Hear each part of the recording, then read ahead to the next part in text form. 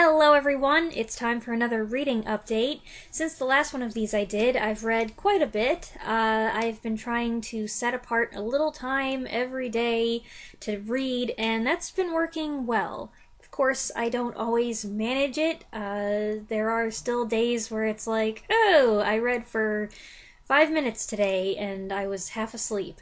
But overall, I've been reading more than I had been in the past couple months. Half an hour here, an hour there, and it's exciting. It feels like I've been getting back to normal levels for me. I've got a bunch of books to cover today, so let's get started. Book number 1 is a contemporary kind of opposites attract and friends to lovers romance, People We Meet on Vacation by Emily Henry. Emily Henry wrote Beach Read, which was the It book of summer 2020. I was thinking it was the It book of summer 2021, but then I looked it up and found out I was mistaken. This just contributes to my whole feeling that last year was a void. I read it a few months ago. Beach Read I read a few months ago, and while I wasn't crazy about it, I liked it well enough to give Emily Henry another go and see what I thought of her big release for summer 2021. Well, People We Meet on Vacation, a title that I find a little difficult to say unless I say it slowly, had its cute and funny moments, but there's so much I just couldn't relate to or didn't like. The main character was annoying, and I was truly skeptical that in real life, the guy she becomes friends with and then is in love with, secretly, not so secretly, would put up with so much nonsense. I related to him much more than I related to her, and I just felt like he would find her as irritating as I do. It also felt like the book was never gonna end. Maybe I'm just getting impatient with the two people secretly but obviously in love with each other premise, but in this case I found it especially tedious. I mean, 12 years? This book covers the span of 12 years, and I felt like I was reading it for 12 years. That's an exaggeration, but reading about this seemingly interminable conflict that really didn't need to exist was just it got old very fast. So, yeah, wasn't for me. Book number 2 is one that has been suggested here once or twice, The Other by Thomas Tryon, a psychological thriller about twin boys and a family plagued by tragedy in the 1930s. I was vaguely aware that this had been made into a film in the 70s, but that's it. I wasn't even 100% sure of that. So I went into this cold, and wow, did I find myself on a roller coaster ride. I really enjoyed it. Technically, it's a horror novel, but while there are horrific parts, it was more of a twisted mystery. At times scary and shocking, yet also sad. Thomas Tryon, there's a little picture of him on the back, was originally an actor. He played the husband in the underrated 1958 film I Married a Monster from Outer Space, which I reviewed last year. But he later turned to writing, and I would say that was a good move. The story is brilliantly crafted, and it has some beautiful passages. There's also a couple scenes that are not for kids, which were pretty weird. Yep. There were things that startled me because I didn't see them coming, but then there were also times when the writing hinted at what might be coming just enough to fill me with dread and anticipation, and then the suspense of waiting for this thing to maybe happen, knowing it was going to be horrible, drove me crazy. There is a frame story element here, and the bulk of the book is actually an account of something that happened years ago. And I got a kick out of the breaks where the mysterious narrator would interrupt the story to say, "Hey, I know what you're thinking. Now let me mess with you a bit." It was good stuff. Number 3 is a graphic novel almost exclusively made for bibliophiles, Book Love by Debbie Tung. I was already somewhat familiar with Debbie Tung's webcomics, but this came on my radar late one night when I was surfing Goodreads on my phone, trying to fall asleep, and I ended up ordering it the next day along with another Debbie Tung book from the library. It's very simple, there's not a lot to it. It's a collection of comics about loving books. It's a cute, quick, cozy experience for anyone who loves to read and to collect books. I personally didn't find all of it relatable. Not all readers and book lovers and book collectors are alike, but a lot of it was, and there were 3 comics in particular that made me say, "That's me! I do that too!" Or, "I always feel that way." One was about preferring to be alone when you're going to read something sad. Totally relate. If I know that something's going to make me cry, I retreat as quickly as possible to my room so that I can just let it all out. Another was about life being too short. There's not enough time to read all the books I've always wanted to read. Yep. And the third one was about she's describing her thought process when someone says, "What's your favorite book?" And basically her head explodes because she just can't possibly choose one book, and I absolutely feel that way. I feel that way when someone asks, "What's your favorite book? Who's your favorite author? What's your favorite movie?" It's like, I can't just pick one. Anyway, I'll talk about the other Debbie Tung book in a minute. Book number 4 is one that I have had on my nonfiction to read list for several years. The Reporter Who Knew Too Much, The Mysterious Death of What's My Line TV star and media icon Dorothy Kilgallen by Mark Shaw. It's a pretty self-explanatory title, but this is a book about journalist, columnist, and quiz show star Dorothy Kilgallen, the suspicious circumstances surrounding her sudden death in 1965 at the age of 52, and the possibility that her death was related to the JFK and Lee Harvey Oswald assassinations. We're getting into controversial and forbidden territory here. I knew Dorothy Kilgallen from watching countless clips of celebrity guest appearances on What's My Line, which is one of my favorite old TV shows. But while I considered her the sharpest and most astute panelist on the show, I had no idea what a superstar she was, what a solid reputation she had as a crime reporter, or what happened to her.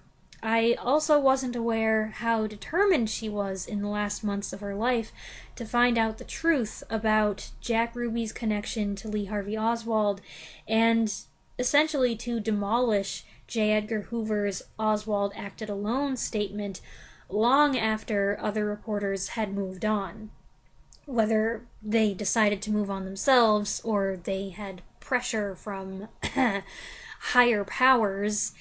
The book covers the Kennedy assassination as much as it does Kilgallen's death, and Shaw touches on all the major theories before settling on the one he feels ties everything together the most.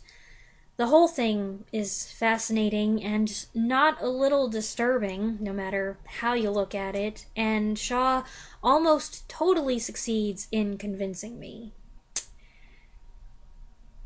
I really don't want to go down this road, but a couple years ago, I probably would not have been on board with some of the things discussed in this book, but, you know, it's a lot more credible to me now. I'll just say that. Unfortunately, to substantiate your claim that someone was murdered decades ago, you need proof. And though he has written a good deal about this topic in multiple books now, proof is still what Shaw lacks. I agree about the suspicious circumstances and the coincidences, but the book relies heavily on conjecture, and that's a problem.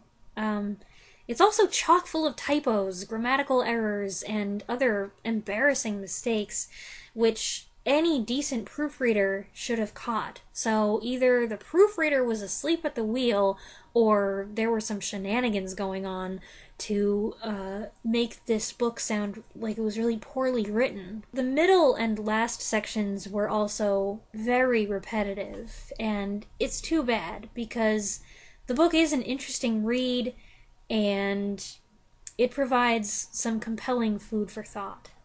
Number 5 is the other debutante graphic novel I got out of the library, Quiet Girl in a Noisy World, a collection of comics, some funny, some not funny, and at least somewhat autobiographical, about the struggles of an introvert trying to fit in among other people. I enjoyed this a lot. There's so much I related to. Again, not every little thing. For example, the whole hiding in bed for hours and needing to charge up a social battery in anticipation of an upcoming event thing has never been an option for me, and it's also just not how my personal dread of parties and get-togethers manifests itself. But we're all different, and other things were absolutely relatable. This one has more of a narrative than Book Love did. It's a loose linear structure, but it is there, and I found it refreshing. I like the main message, which is a message to all the introverts out there that while you might feel odd and awkward and socially inept and like everybody thinks you're weird, the world is actually full of people like you, and there's nothing wrong with you. I once heard a friend of a friend say something like, "Ugh, I hate introverts. They're so selfish, and they just need to get over themselves." I found that to be an incredibly hypocritical statement, and I never felt the same way about that person again. I've also heard people talk about shyness like it's a huge character flaw, instead of just a character trait. I kind of get on a soapbox with this topic because I myself am an introvert, and I was a shy child, though not as shy as some other kids. Shyness, like many other traits, comes in degrees. There's a range, and I was never extremely shy. And as I've gotten older, I've lost some of my shyness, not a lot of it, but I've learned how to be a little more outgoing when I need to be. I smile a lot, and I've learned that laughter is a great icebreaker. A little self-deprecation and good humor goes a long way, and I've learned that other people often are feeling just as awkward as I am, and so laughing and smiling helps put them at their ease, and I can get along pretty well with people. But a tendency to be quiet and reserved isn't something you lose, it's part of your character. And I really don't like it when people try to make that part of your character something that's bad. I just feel like it's too bad people can't be a little more open about how they feel. Not to the point of being rude, of course. You should never show up at a party and say, "Hi, I don't want to be here," and then just like sit in the corner with a surly look on your face. I think that is bad. But wouldn't it be nice if we could all be a little more honest and forgiving on both sides? It may seem like an extrovert's world just because they're louder and more outspoken, but there are plenty of us who are reserved and crave quiet time and want to hold on to our privacy, and there's nothing wrong with that. If that's part of your personality, you shouldn't feel guilty or weird just because you're a quiet person. And by the way, there's nothing wrong with being an extrovert either. I'm not saying, "Ugh, I hate extroverts, they're so obnoxious." I don't think that that's fair at all. You have to realize that we need each other. They balance the introverts out. There are things that introverts are really good at, that extroverts maybe aren't so good at, and vice versa. You need the quiet, analytical, cerebral people, and you need the ones who are gonna take charge of a situation and go and get things done and handle all these social bugaboos. And, you need all kinds of people to make the world work. So, okay, I'm gonna step off my soapbox now. Book number 6 is The Flight of the Phoenix by Elliston Trevor, about a plane crash in the desert that leaves the survivors with barely any food or water, their only hope arising from a crazy plan to build a new plane from the wreckage of the old one. I would describe this as a very good book that became a great film. It's mostly character-driven, focusing on the friction between contrasting personalities. Stringer is a particularly intriguing character, strange, irritating, and downright unlikable, yet he's the one that everybody has to put their faith and trust in. Trevor's writing is very good too. There are some on-point descriptions, and I liked the way he demonstrated the men's efforts to talk and think diminishing, with butchered words and dry mouths and fragmentary thoughts being all that they can manage after so many days. You really feel like you're in the desert. I enjoyed parts of it a lot. The only thing is that I felt certain characterizations were a little thin, and the ending wasn't as good as it could have been. Also, this would have been such a different experience had I not been familiar with the movie, the 1965 one, of course. As it is, I already knew the outcome, and I already knew the 11th hour twist. I tried to forget, but I just couldn't. And the film has such an impeccable cast that it was impossible not to picture those actors as I was reading about these characters. So that was kind of unfortunate for the book. Honestly, if I didn't know better, I would have mistaken this for a novelization written after the movie. It was that close. Book number 7 is The Mentor by Lee Matthew Goldberg, a thriller in which a new hotshot editor is approached by an old professor who wants him to read his 1,000-page manuscript that he's been working on for 10 years and it's not even finished yet. And he wants him to help get this book published. Only the book is terrible and disturbing, with eerie similarities to real life. I had had this book on my list for several years, mainly because I liked the cover, and I was excited to read it, but I was disappointed. It has a bland beginning, and then it takes a crazy turn, and for the next 50 to 100 pages, it is an extreme variation on every editor's worst nightmare, reluctantly agreeing to read a friend, or it could be a family member's, manuscript, and it turns out to be awful, and you're like, there's no way I can ever publish this, and I don't even want to finish it, and then you don't know what to say to them because you don't want to hurt their feelings, and then you attempt to give them some constructive criticism, and they don't take it well, and then they get mad at you, and it's just, ugh. But after that thrilling spurt, it gets tedious and fairly run-of-the-mill. The twists are predictable, and the writing is repetitive and sophomoric in spots, yet also kind of pompous. So I didn't think much of this. Book number 8 is another contemporary romance, The Love Hypothesis by Ali Hazelwood. It's been the it book of the season. I feel like I've been seeing it everywhere, so I thought I'd give it a try. It was not my cup of tea, though. There's so much lying and misunderstanding involved in the plot, and I just found it incredibly irritating. I would have thrown the book at the wall halfway through if I hadn't been reading it on my Kindle, and I don't want to hurt the Kindle. Not that I would have thrown a physical copy at the wall if it had come from the library. I am not in favor of treating books that way, but I would have been tempted. There was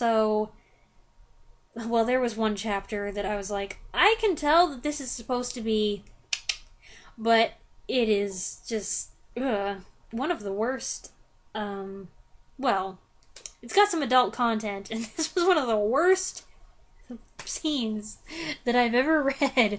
Ugh. And book number 9 is Love of Seven Dolls by Paul Gallico. I did read a physical copy of this, but there's nothing to see. I read The Snow Goose by Paul Gallico a couple months ago and loved it, so I decided to give this one a try next. It is also short, although it's 125 pages long, so it's not nearly as short as The Snow Goose.